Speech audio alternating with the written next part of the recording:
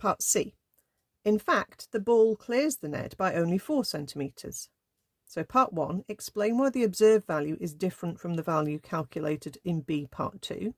And there's a few reasons you might think of for that. And suggest a possible improvement to this model. Okay, so if you carried on thinking about the ball as a dot, you'd have this difference in height of 16 centimetres. But obviously the ball isn't a dot, it's got volume, okay, it's got a radius. So we haven't taken into account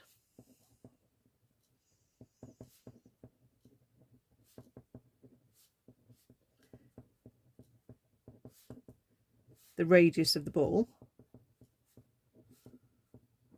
Okay, if you've got the ball clearing the net by about 16 centimetres, maybe the ball size is going to make that gap it clears it by different.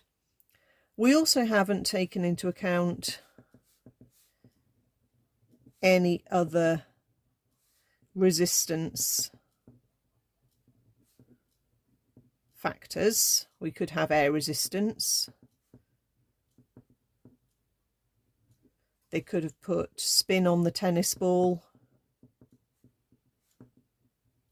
making the path slightly different to what we're expecting.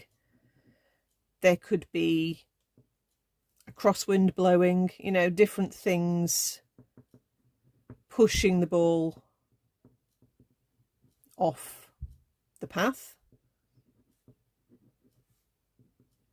Okay, so there are lots of reasons that you could say would explain why the ball clears the net by a slightly different value to what we calculated.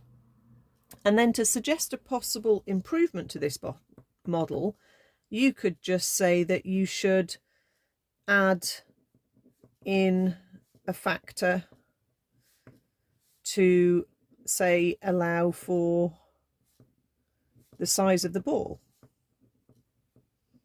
Or you could add in a factor that would give you some air resistance.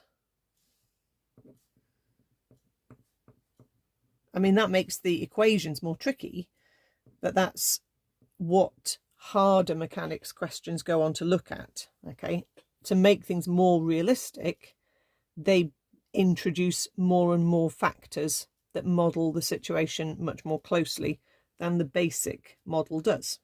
Okay, so that's all we need to write for that.